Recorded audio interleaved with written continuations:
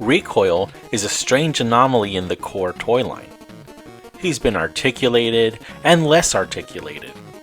He's been a brunette, then blonde, then back to brunette. The only constant with this guy is his dual guns.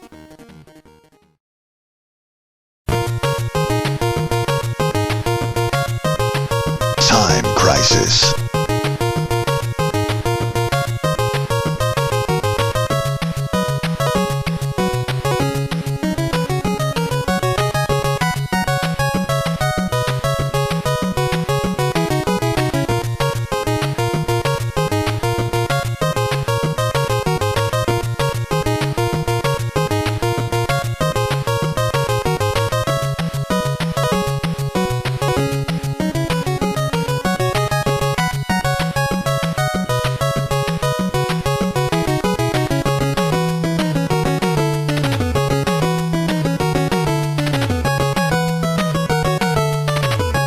Time Crisis.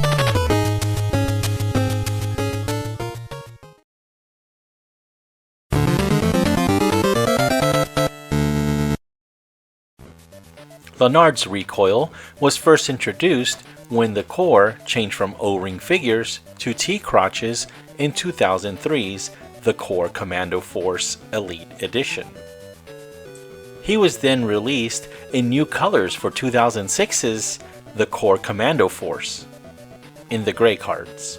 Years later, during 2013's The Core Total Soldier, Lanard wanted to cut costs and give buyers more bang for their buck. So they dropped the line from 18 fully posable figures to 14 fully posable figures, and they created 4 static figures with minimal articulation: Buckshot, Dozer, Reaper, and Recoil, lovingly known as the Craptastic 4. These figures would continue in the line with one change. Reaper would be turned into a villain starting in 2015's The Core Elite. For 6 years, the same 4 figures would be released in the core until 2021, when Lanard decided to make Recoil part of the curse. Let's look at Recoil's accessories. His accessories are, of course, his dual pistols that came with Recoil version 4 and version 3. This pistol is probably one of my most favorite pistols in the core. So this Recoil has brown hair, he also has a brown vest, and this greenish grayish undershirt. It's a short sleeve shirt, and of course his pants and boots are all the same color. So that goes for the colors on him, except for one more thing. He does have the curse emblem on his left shoulder.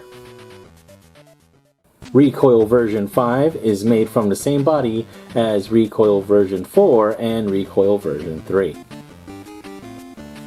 He has his windswept hair. He also has some dark gray shades. He has a vest that is in tan here. His right shoulder has a shoulder pad. There are a couple of straps that come down, and those are connected in the back to this holster here. Looks like a pistol holster, not quite sure. But then he has some more clips and buckles and all that sort of thing back here on his vest. Come back around. He does have a high collar, more clips and little hoops and loops and all that stuff. He has a grenade here on the left, a couple of pouches. It looks like they're for a couple of clips, a larger pouch right there, and then underneath that might look like a pistol, but it is not. It's just more strap detail or whatever. He has one buckle right here in the front with a belt that wraps all the way around to that holster yet again. Going back up to his arms, he does have the curse emblem right there on his left arm on the shoulder. Coming down, muscles, and of course he has elbow pads with It looks like that's probably gonna be plastic. I don't think that's metal, but it's made to look metal, like metal with rivets. And then of course he has gloves that have the hole on top and some more straps holding the glove down. Continuing down, we do have his belt buckle and some more pouches there to hold more stuff.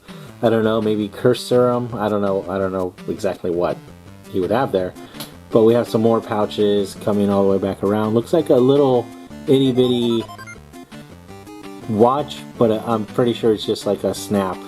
It's just a snap detail, a long pouch right there with a couple of buckles holding that down.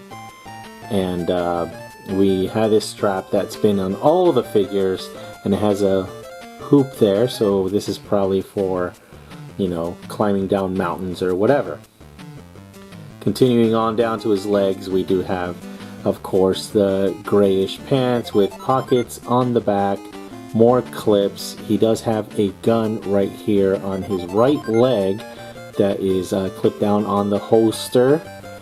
And we have more straps holding on to that holster on his right. On his left leg, we have more straps and more ammo pouches there. Another pistol, so there you go. That's his dual pistols that are put away on top of his accessory pistols. Coming down, he has the knee pads again with the rivets on the knee pad to make it look more like metal. But it's not. I'm pretty sure it's going to be plastic. The straps that come all the way around. His pants are bloused, so that's a good thing to do if you're in the military. If you're in the military, you would know that that's what you have to do with your uniform. He has his boots, of course, the shoelace detail, more straps and everything. And even though this figure was released in 2021, underneath his foot it's going to say 2013 Lanard. So that is wrong, but at the same time, that's when the mold was made, and that's why it's 2013. Okay, let's take a look at Recoil's bio for the core new recruits. Recoil, Max Brunner.